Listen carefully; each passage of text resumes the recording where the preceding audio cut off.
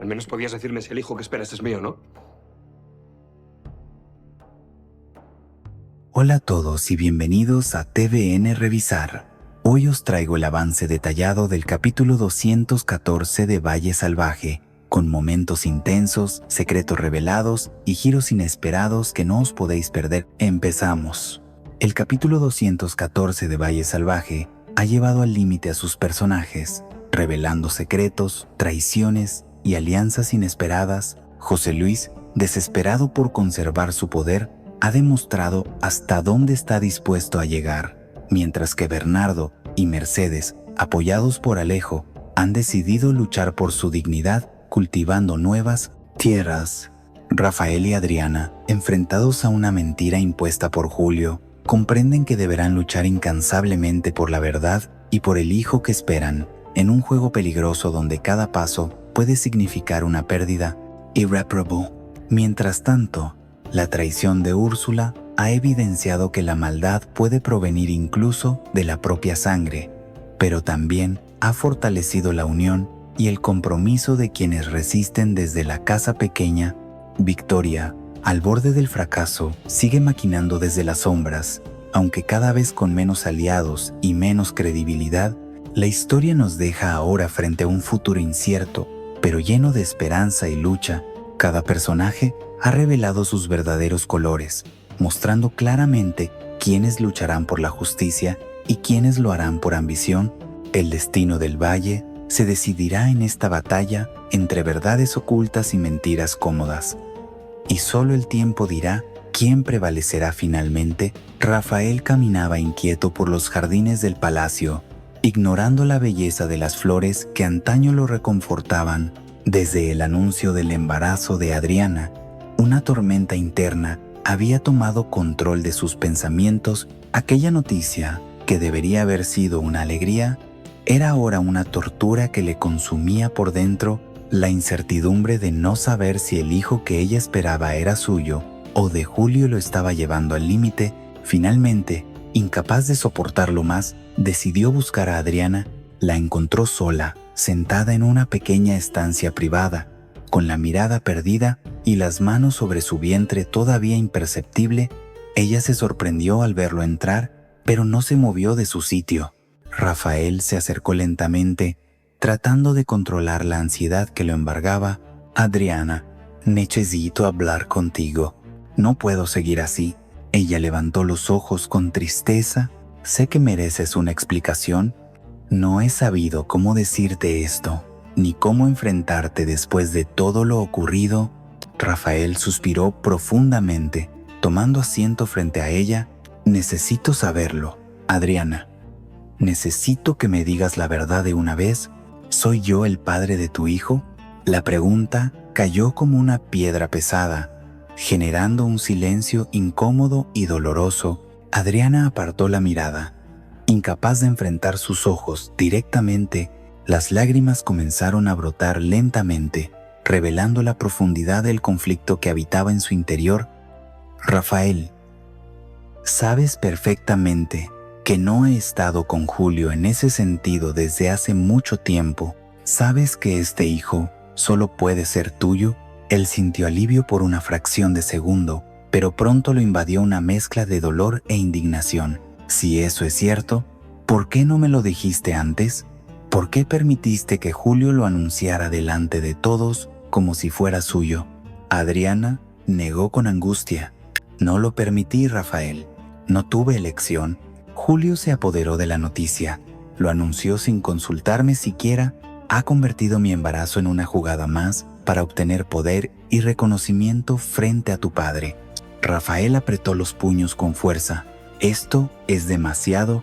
¿Acaso no entiendes lo que significa esto para mí? Este hijo es nuestro. ¿Cómo puedes aceptar que Julio lo reclame así?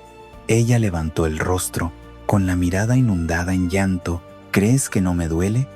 Pero él tiene poder, tiene respaldo. José Luis lo está usando para recuperar el control. ¿Crees que puedo simplemente huir contigo, arriesgando que me separen de mi hijo apenas nazca? Rafael sintió como su corazón se rompía lentamente. Por primera vez entendía que Adriana estaba atrapada, prisionera de circunstancias crueles que él mismo conocía demasiado bien, pero la idea de renunciar a la verdad, a su hijo, le parecía insoportable. Entonces, lucharemos, declaró finalmente con determinación. No pienso aceptar que Julio robe algo tan importante como esto. Mi padre no puede seguir manipulándonos así. Debemos decir la verdad. Adriana, aunque duela, ella negó suavemente, derrotada por el miedo. ¿Y si eso significa perderlo todo? ¿Y si eso significa perder a nuestro hijo? Julio es capaz de cualquier cosa con tal de mantener su posición. En ese momento, la puerta se abrió abruptamente, revelando a Julio en el umbral, con una expresión dura y fría en el rostro. Había escuchado parte de la conversación y su mirada era implacable. «¿Interesante conversación?», comentó con sarcasmo, avanzando lentamente hacia ellos. «Pero temo que no habrá cambios en los planes establecidos. Este hijo, Adriana, será mi heredero ante todos. Y tú, Rafael, harías bien en aceptarlo». Rafael se puso de pie con desafío. «No tienes ningún derecho sobre él, Julio. Sabes que es mi hijo». Julio sonrió con cinismo. «Los derechos no importan.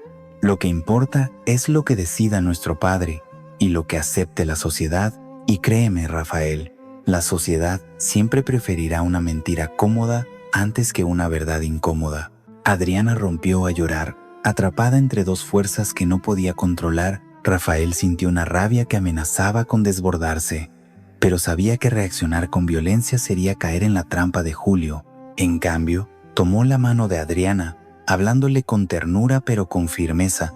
«Escúchame bien, encontraremos la forma. No voy a renunciar a ti ni a nuestro hijo.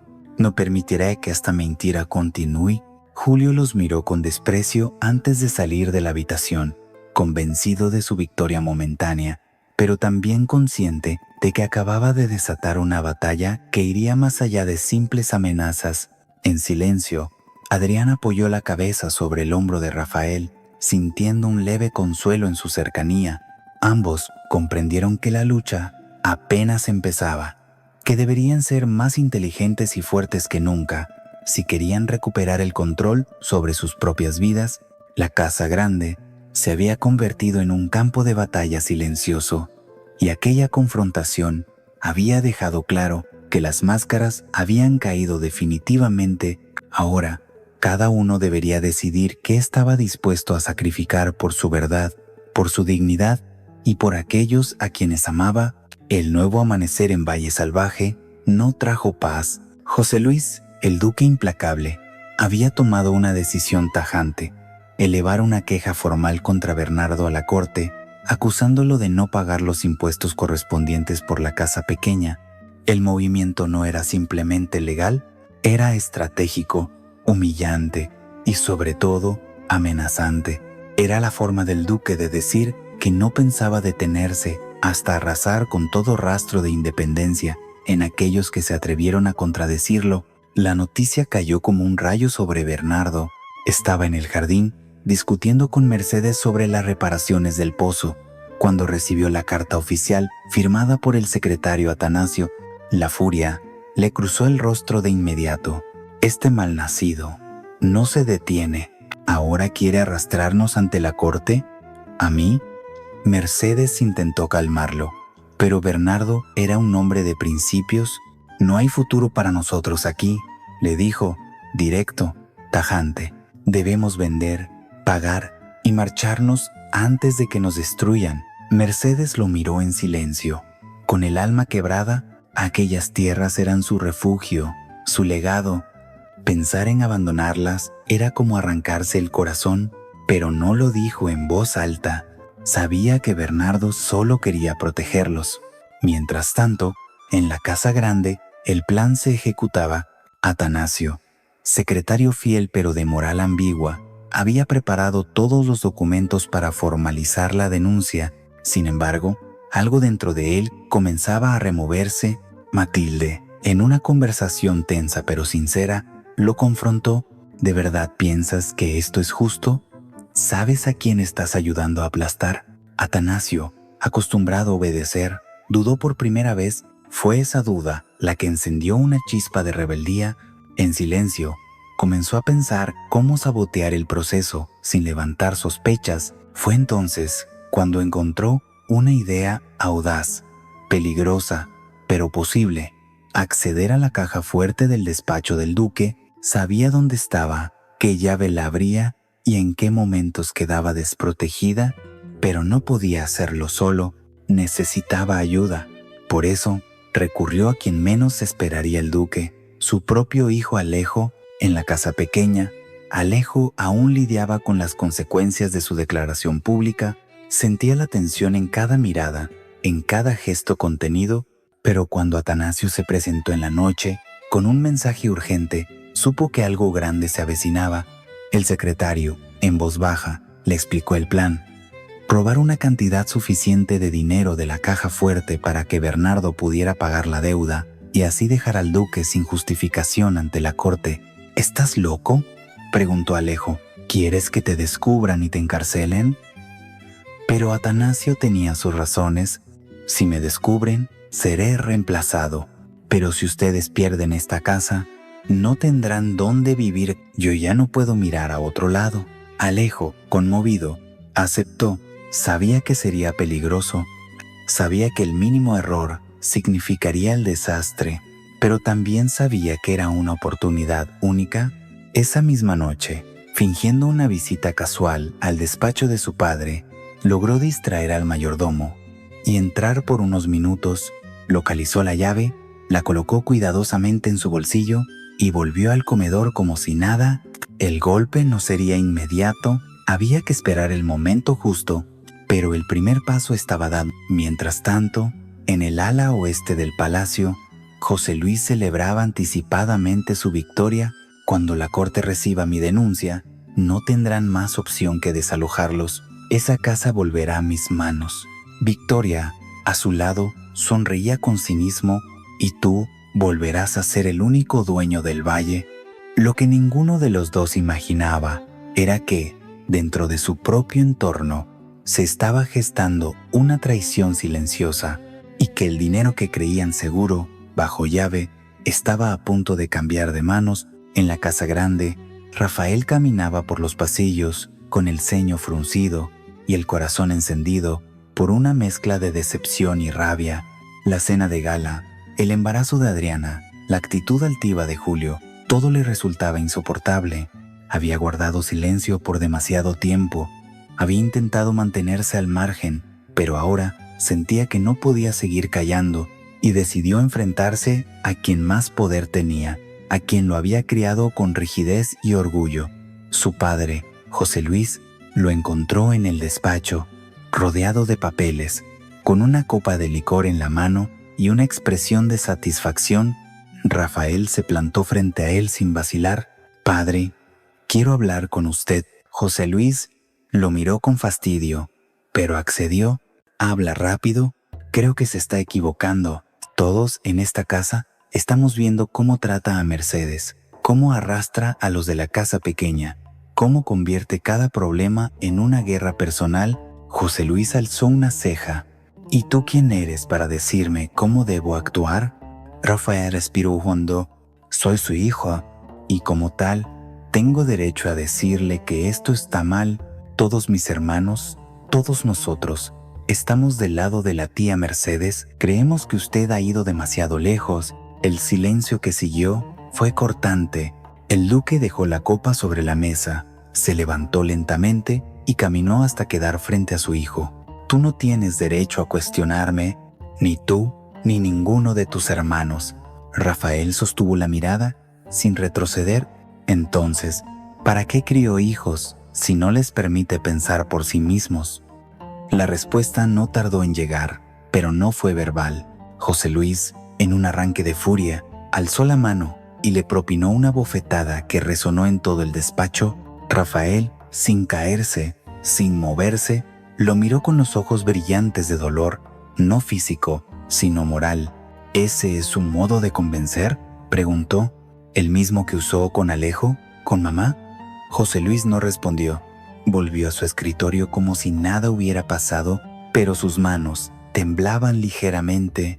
Rafael se retiró del despacho sin pronunciar otra palabra. El golpe físico le ardía, pero lo que más dolía era la confirmación de que su padre no escucharía razones, ni amor, ni sangre, ni justicia bastaban para mover su corazón. En el comedor, Isabel se cruzó con Rafael, notó su mejilla enrojecida y su mirada sombría. «¿Qué ha pasado?», preguntó alarmada. «Lo de siempre», respondió él, «solo que ahora no pienso callarme más». La conversación no terminó ahí. En la cocina, entre los sirvientes, el rumor del enfrentamiento comenzó a correr como pólvora. El hijo del duque ha sido golpeado por defender a Mercedes.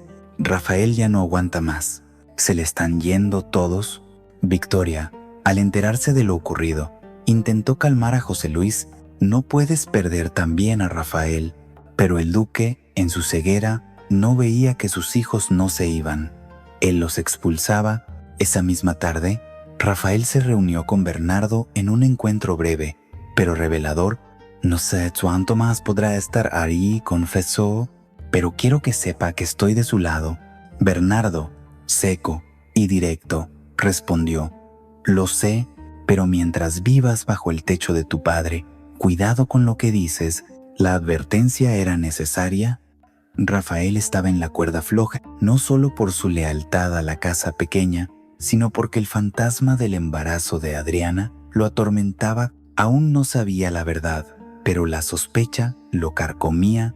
En ese mismo momento, Úrsula, desde la penumbra de un pasillo, escuchaba partes de la conversación entre Rafael y Bernardo. No dijo nada, solo tomó nota mental de todo. En su mente, un plan se tejía: mantener a Rafael lejos de Adriana, por las buenas o por las malas. Y mientras tanto, en la casa pequeña, Matilde recibía la noticia del bofetón con una mezcla de indignación y pesar. «No cambiará nunca ese hombre», murmuró. Mercedes, al enterarse, cerró los ojos. «Pero quizás sus hijos sí cambien el futuro». Victoria caminaba por los pasillos de la casa grande con el rostro endurecido, llevando en su mirada esa mezcla de desprecio y estrategia que también conocían todos los que la rodeaban. Su objetivo ese día era claro: encontrar el modo de romper definitivamente el vínculo entre Luisa y Alejo. Para ello, pensaba usar a alguien más susceptible, alguien que aún conservaba una débil línea de lealtad. Adriana. Sabía que Adriana, a pesar de su creciente fuerza, seguía siendo vulnerable emocionalmente. Por eso la buscó a solas, lejos de los oídos del duque o de Julio. La encontró en el jardín, contemplando en silencio las flores que pronto morirían con el cambio de estación. «Adriana», dijo Victoria con voz suavizada, casi afectuosa, «necesito hablar contigo sobre algo muy serio». «¿Sobre Luisa?». Adriana no se sorprendió. «¿Qué pasa ahora?», preguntó con frialdad. Victoria se sentó junto a ella, fingiendo calma. «Mira, sé que le tienes mucho cariño a tu amiga, pero esta relación con Alejo solo les va a traer desgracias. Ya has visto cómo está tu padre. Ya has visto lo que ha pasado con Rafael». Adriana la observó con escepticismo. «¿Y qué tiene que ver Luisa con todo esto?». «Todo», respondió Victoria sin titubear. «Luisa es el nexo que une a Alejo con la casa pequeña. Es la grieta que nos está dividiendo como familia. Si tú realmente quieres ayudarla, deberías hacerle entender que lo mejor es que se aparte». Adriana guardó silencio unos segundos. Luego se giró hacia su tía con el rostro encendido. «¿Está usted sugiriendo que yo le diga a mi mejor amiga que renuncie al amor? ¿Que le diga que huya por miedo, como nos ha enseñado usted a vivir durante todos estos años?» Victoria, por primera vez, pareció perder un poco el control. «No se trata de miedo, se trata de orden, de protegernos como familia». «Protegernos», replicó Adriana. «¿Como cuando le lanzó una amenaza velada a Luisa en la cocina? ¿Como cuando consiente los abusos de mi padre? No, no voy a decirle nada. Y le advierto algo, Victoria, si vuelve a meterse con Luisa, me va a tener de frente». El tono de Adriana era distinto, No había rabia impetuosa, sino firmeza, autoridad. Victoria, desconcertada, intentó recuperar el control. «Estás cometiendo un error». Pero Adriana ya se había puesto de pie. «El error fue permitir durante años que nos manipularan. Eso ya no va a pasar conmigo». Cuando se fue, Victoria se quedó sola en el banco de piedra, apretando los puños. Había subestimado a su sobrina. Había creído que podría usarla como herramienta, pero ahora veía que Adriana se había convertido en un obstáculo peligroso. Mientras tanto, Luisa continuaba con sus tareas en la casa pequeña, intentando no pensar demasiado en lo que había sucedido desde la llegada de Alejo. A pesar del amor, de la complicidad, sentía que estaban bajo una amenaza constante. Por eso, cuando Adriana la visitó esa tarde, no esperaba una conversación tan liberadora. «Mi tía vino a verme», comenzó Adriana. «Quería que te dijera que te alejaras de Alejo, que eso sería lo mejor para ti, para todos». Luisa cerró los ojos. «¿Y tú qué piensas?». Adriana tomó su mano.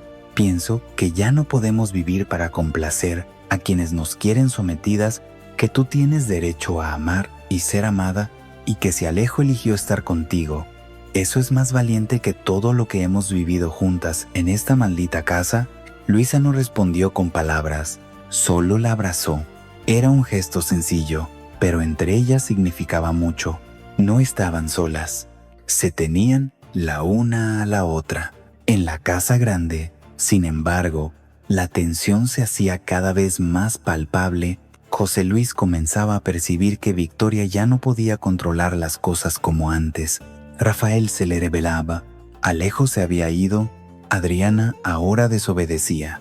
Y Julio investigaba en silencio, pero no era tan confiable como aparentaba. Victoria, herida en su orgullo, se prometió a sí misma que haría todo lo posible por destruir ese vínculo entre Luisa y Alejo. No por orden, no por estrategia, por venganza. Y mientras tanto, en la sombra, Úrsula observaba cada movimiento. Sabía que si se alineaba con Victoria, ganaría poder, pero también comenzaba a notar que jugar con fuego podía quemarla más de lo que había previsto. Julio recorría los pasillos del palacio con paso medido, la mirada baja pero aguda, absorbiendo cada palabra, cada susurro, cada gesto. Desde que su padre le había confiado la tarea de averiguar la verdad sobre Evaristo, el hijo de Luisa, se había entregado al encargo con una frialdad que incluso sorprendía a los criados. Nadie imaginaba que ese joven, antaño silencioso y eclipsado por sus hermanos, llevara ahora una agenda tan precisa como peligrosa. El duque José Luis no le había dejado margen para la interpretación. «Necesito saber si ese niño es mi nieto, si es hijo de Alejo o de alguien más. No quiero sorpresas, no puedo permitirlas». Julio había asentido, sin hacer preguntas, pero en su interior la investigación no era una simple orden, era una oportunidad. Saber la verdad sobre Evaristo le daría un arma, una ficha clave en el tablero de poder que estaba construyendo. Su primera estrategia fue simple: observar. Comenzó a frecuentar los espacios donde Luisa se movía. La vio con Evaristo en brazos. Le vio cantarle, acariciarle el cabello, prepararle la comida con un amor absoluto. Todo en ella transmitía verdad. Y eso, en lugar de tranquilizarlo, lo hizo sospechar aún más, porque Julio sabía que los secretos más peligrosos eran los que se ocultaban detrás de la ternura sincera. Su siguiente paso fue indagar con los sirvientes más antiguos, gente que había estado en el palacio durante los años más oscuros. Cuando Domingo, el primo de José Luis, aún vivía, fue allí donde comenzó a oír murmullos, frases entrecortadas, silencios sospechosos. Uno de los jardineros, anciano y de mirada esquiva, le dijo algo en voz baja. Domingo siempre tuvo fijación por las criadas, y a Luisa la miraba distinto. Julio frunció el ceño. ¿Qué quiere decir? Pero el hombre no dijo más, solo se santiguó y se marchó. Esa noche, Julio no pudo dormir.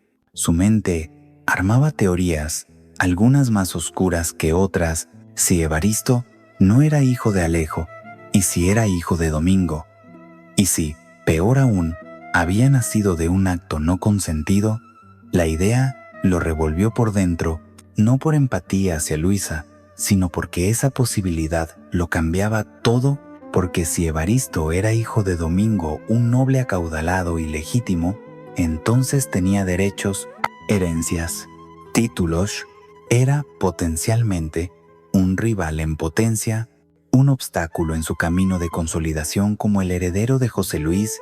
La información era poder, pero también era un veneno. Julio lo sabía y debía manejarla con extremo cuidado.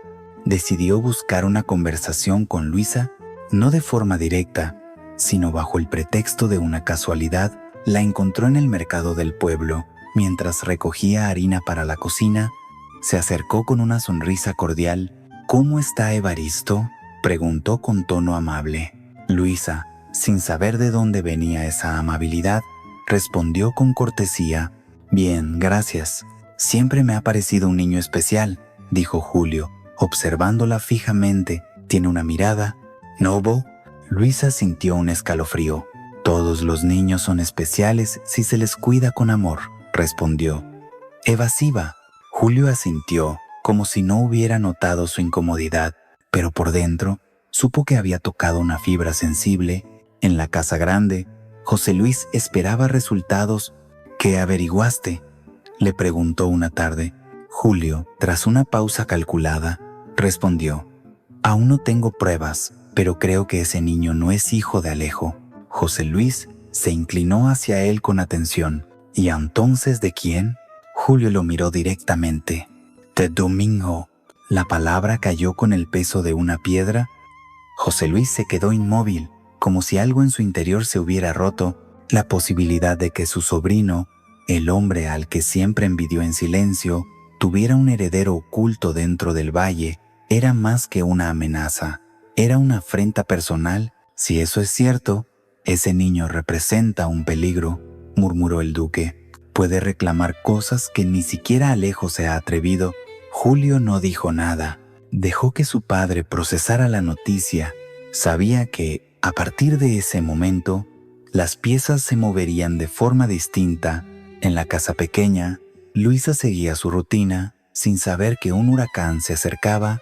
No podía imaginar que su silencio, su intento por proteger a su hijo, había llamado la atención del hombre más manipulador de Valle Salvaje, y mientras tanto, Julio sonreía por dentro. Ya tenía la verdad. Ahora decidiría cómo y cuándo usarla. En la cocina de la casa pequeña, Matilde y Luisa conversaban en voz baja, mientras observaban de lejos a Úrsula. La joven iba y venía por la casa con su habitual sonrisa amable, ayudando en tareas menores, ofreciendo su presencia gentil, pero ahora esa sonrisa parecía sospechosa. Cada movimiento suyo levantaba dudas. Cada palabra amable parecía esconder una doble intención. Matilde fue la primera en expresar su inquietud. «Mercedes tiene que entenderlo ya. Esa chica no está aquí por casualidad. Victoria siempre está adelantada a todo. Y Úrsula es el hilo que une a ambas casas». Luisa asintió en silencio. Quería negarlo, porque Úrsula era sobrina de Mercedes, sangre de su sangre, pero las evidencias eran demasiado fuertes como para seguir ignorándolas. Decidieron hablar directamente con Mercedes. Esa misma tarde, aprovechando que Úrsula había salido momentáneamente, las dos mujeres se acercaron a Mercedes con semblante serio. Matilde habló primero, sin rodeos.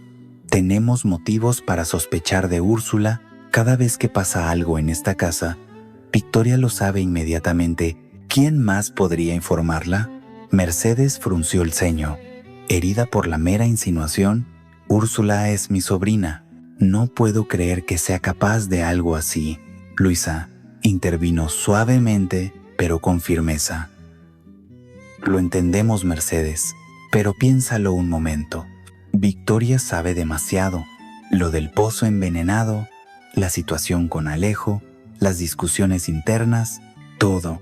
Mercedes sintió que su corazón se encogía. Había acogido a Úrsula con los brazos abiertos. Le había dado confianza, refugio. ¿Acaso todo aquello había sido una estrategia de Victoria para infiltrar la casa pequeña desde dentro? ¿Era capaz Úrsula de semejante traición?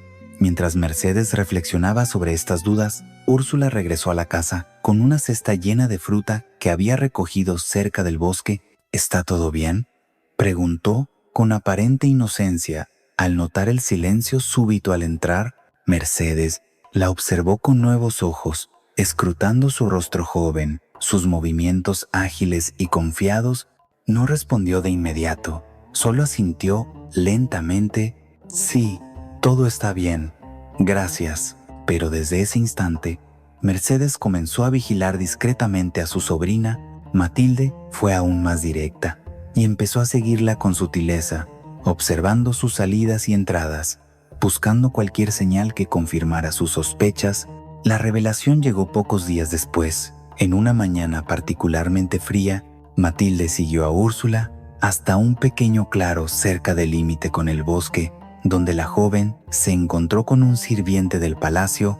Desde lejos, Matilde vio cómo intercambiaban breves palabras, notas, algo que no podía distinguir claramente, pero suficiente para confirmar lo que temían. Cuando Matilde regresó a casa, no dudó en buscar a Mercedes. «Tienes que verlo tú misma», dijo con urgencia. «Úrsula se reúne con alguien del palacio. He visto cómo le entregaba algo». Mercedes sintió que las lágrimas se le acumulaban en los ojos. La decepción era profunda, el dolor inmenso, pero ahora sabía que no podía ignorar la realidad. Úrsula, su propia sangre, había decidido traicionarla, entregándose al juego sucio que tanto odiaba. Esa noche, cuando la casa ya dormía, Mercedes fue al cuarto de Úrsula. La encontró despierta, leyendo un libro con aparente calma. «Tenemos que hablar», dijo Mercedes con voz grave. Úrsula, desprevenida, dejó el libro a un lado, tratando de mantener la compostura. «Claro, tía, ¿qué ocurre?». Mercedes se sentó lentamente, mirándola fijamente. «¿Desde cuándo trabajas para Victoria?». Úrsula intentó fingir sorpresa, pero la firmeza en la mirada de Mercedes la hizo titubear. «No entiendo qué dices», murmuró débilmente. Pero Mercedes no estaba dispuesta a darle oportunidad para mentir más. «Te vi con un sirviente del palacio. No niegues lo evidente. Solo quiero saber por qué. Úrsula, ¿qué te ha ofrecido Victoria para que nos vendas así?». Úrsula bajó la cabeza, incapaz de sostener la mirada. Su fachada finalmente se rompió. No tenía opción. Susurró, con lágrimas genuinas ahora rodando por sus mejillas: «Victoria me prometió protección, una vida lejos de este caos. Solo tenía que informarla de vez en cuando». Mercedes sintió rabia y compasión. Al mismo tiempo, sabía lo manipuladora que era Victoria, cómo había aprovechado la vulnerabilidad de una joven perdida para romper la unidad de la casa pequeña. «No quiero verte aquí mañana», sentenció Mercedes con el corazón roto, pero con la convicción firme: «Tu lugar está con Victoria. Aquí ya no tienes cabida». Úrsula, humillada y arrepentida, no dijo nada más. Empacó sus pocas cosas en silencio.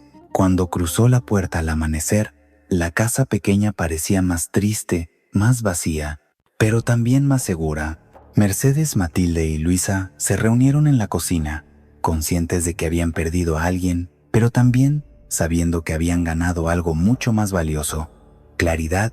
La casa pequeña estaba ahora libre del enemigo interno, pero también sabían que la guerra aún estaba lejos de terminar. Bernardo se encontraba de pie en el porche de la casa pequeña, mirando hacia el horizonte con ojos cansados. Las recientes revelaciones, los ataques continuos de José Luis, la traición de Úrsula, todo se acumulaba sobre él, desgastando cada vez más su ánimo. La incertidumbre se había convertido en su compañera constante, y ya no veía cómo podrían salir de aquel infierno si permanecían en el valle. Mercedes apareció silenciosamente a su lado, contemplando el mismo horizonte lejano. Sabía lo que cruzaba por la mente de su esposo. Lo había visto antes en él, esa profunda fatiga que llegaba antes de tomar decisiones duras. Y, efectivamente, Bernardo rompió el silencio con una frase demoledora: una que resonaría en ella durante mucho tiempo. No hay futuro para nosotros aquí, Mercedes. La frase quedó flotando en el aire, contundente e implacable. Mercedes tardó unos segundos en responder. ¿Qué sugieres?, preguntó con calma. Aunque su voz revelaba el dolor que sentía al considerar la posibilidad, Bernardo la miró a los ojos, cansado pero decidido. Debemos vender la casa, pagar las deudas y marcharnos. No podemos continuar luchando contra un poder tan cruel. José Luis no parará hasta destruirnos. Mercedes negó con la cabeza suavemente, sintiendo una punzada profunda. Aquella casa, aunque humilde, había sido su refugio, su hogar, el lugar donde habían luchado juntos contra todo pronóstico. ¿Y renunciar sin más? ¿Darle la victoria tan fácilmente? ¿Eso es lo que quieres? Bernardo suspiró profundamente. No quiero renunciar, pero tampoco quiero perder más. Ya hemos sacrificado demasiado. ¿Qué más vamos a entregar? Nuestra dignidad, nuestra familia. Mientras hablaban, Alejo apareció en la puerta. Había escuchado parte de la conversación y sentía que tenía algo que decir. Tío, sé que parte de lo que sucede es por mi culpa. Si no hubiera venido aquí, quizás José Luis no estaría tan obsesionado. Bernardo negó con firmeza. Esto va mucho más allá de ti, Alejo. Tú solo fuiste una excusa. Él lleva años buscando destruirnos. Alejo avanzó unos pasos más. Decidido, tengo una propuesta. Mis tierras, aquellas que me legó mi madre, están fuera del alcance de José Luis. Son yermas, sí, pero podrían cultivarse. Os las ofrezco para salir adelante. ¿Puedo ayudaros? Mercedes miró sorprendida al joven. Alejo, ¿tú nunca has trabajado la tierra? ¿Estás seguro de que sabes lo que estás diciendo? Alejo asintió con una leve sonrisa. Aprenderé. Prefiero trabajar la tierra antes que volver a inclinar la cabeza ante mi padre. Además, les debo esto y más. Bernardo reflexionó en silencio sobre aquella oferta inesperada. Había nobleza y sinceridad en las palabras de Alejo, pero también ingenuidad. Cultivar esas tierras requerirá esfuerzo, dinero, tiempo. No es sencillo. Lo sé, respondió Alejo con determinación, pero prefiero arriesgarme antes que seguir viviendo bajo amenazas constantes. Además, estaré con vosotros. No tendréis que hacerlo solos. Mercedes sintió una leve esperanza renacer en su interior. Había perdido tanto últimamente que escuchar aquella propuesta de Alejo parecía una pequeña señal de que aún podían luchar. Miró a Bernardo con ojos suplicantes. Quizá esta sea la señal que necesitábamos, una oportunidad para no huir. Bernardo, sin embargo, aún dudaba. Mercedes, no es tan fácil. José Luis ya ha llevado nuestra deuda hasta la corte. ¿Crees que nos dejará tranquilos solo porque trabajemos otras tierras? Alejo intervino nuevamente. Precisamente por eso debemos hacerlo rápido. Cultivaremos, venderemos, pagaremos la deuda y les demostraremos que no somos tan débiles como piensan. Si cedemos ahora, habrán ganado para siempre. Aquella conversación llegó pronto a oídos de Luisa y Matilde, quienes también se sumaron a la discusión con prudencia. Luisa sentía el peligro, pero entendía que no podían rendirse.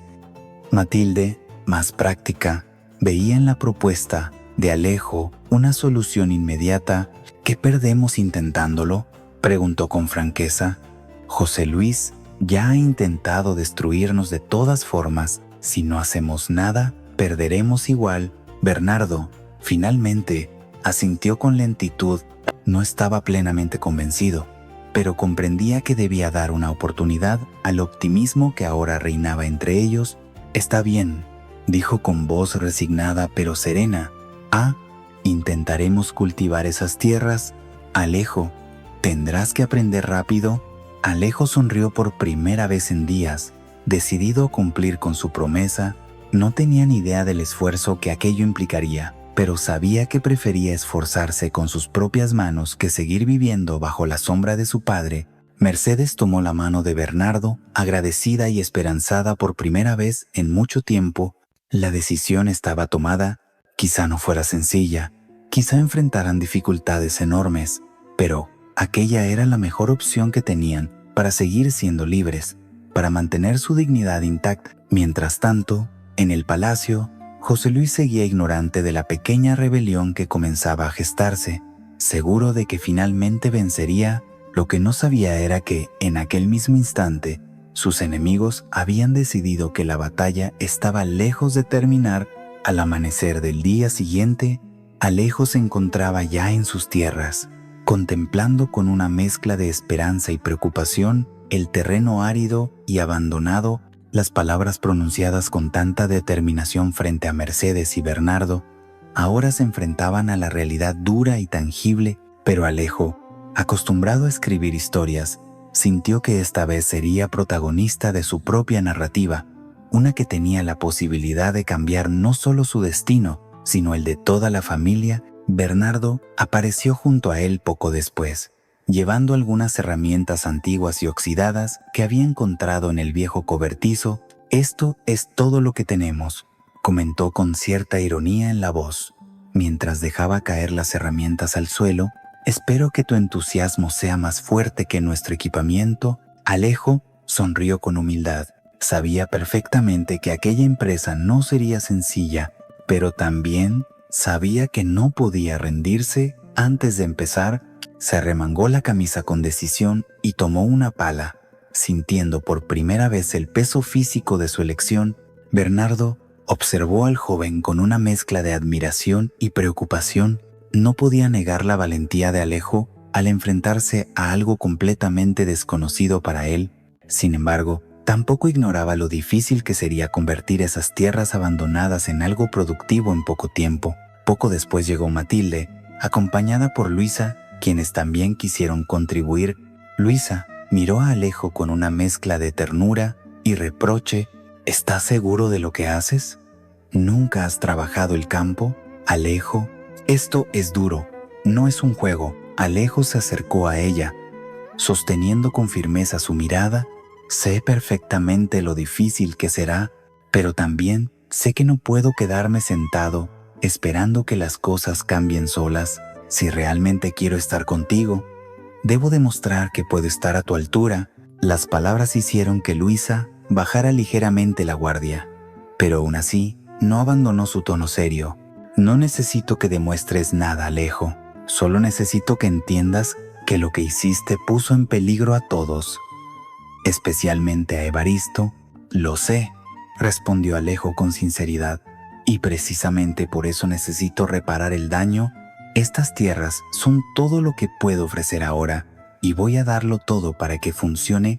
Bernardo interrumpió suavemente, consciente de la importancia de mantener el ánimo alto. «Lo importante es comenzar. Un primer paso, aunque pequeño, siempre es mejor que no hacer nada». Y así, bajo el sol abrasador, comenzaron el arduo trabajo de preparar el terreno. Las manos acostumbradas al lujo y la comodidad se llenaron rápidamente de ampollas, pero Alejo no se quejó ni una sola vez. Con cada golpe de la pala, con cada roca removida, sentía que estaba construyendo algo más que una posibilidad de supervivencia económica. Estaba construyendo una oportunidad real de liberarse del peso de su apellido, del poder destructivo de su padre. Mientras tanto, en la casa grande, la noticia sobre las tierras de Alejo llegó rápidamente hasta José Luis. La reacción del duque fue predeciblemente furiosa. Golpeó su escritorio con tanta fuerza que los papeles volaron por la habitación. «¿Tierras fuera de mi control? ¿Ese ingrato piensa que puede burlarse de mí cultivando unas tierras muertas? Esto no se va a quedar así». Victoria, sentada al otro lado del escritorio, intentó calmarlo, aunque sabía que sería en vano. «Deja que lo intente. Frozzo llorá. Alejo no sabe lo que es trabajar de verdad». José Luis negó con desprecio. «No es el trabajo lo que me preocupa, Victoria. Es la intención, es el desafío. Si permito esto, pronto todos creerán que pueden ignorarme sin consecuencias». La furia del duque no hacía más que confirmar lo que Alejo ya sabía. Cultivar aquellas tierras era más que una simple decisión económica. Era un acto político, un mensaje claro de independencia y resistencia. Al finalizar el día, exhaustos y con el cuerpo dolorido, Alejo, Bernardo, Matilde y Luisa regresaron lentamente hacia la casa pequeña. A pesar del agotamiento, había algo nuevo en sus rostros. Una leve sonrisa, una chispa de esperanza renovada. Mercedes los esperaba con agua fresca y una mirada llena de orgullo. Observó a Alejo especialmente, notando la transformación que empezaba a surgir en él. ¿Estás listo para continuar mañana?, preguntó con suavidad. Alejo asintió, más convencido que nunca. Ahora entiendo que trabajar la tierra no es solo sembrar semillas, es defender nuestra libertad.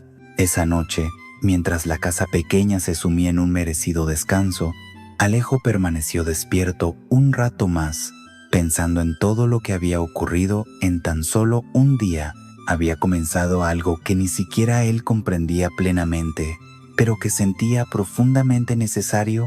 Quizás la batalla contra José Luis sería larga y difícil, pero por primera vez desde que abandonó el palacio, sentía que estaba exactamente donde debía estar, junto a los suyos, peleando con sus propias manos por una vida digna y libre.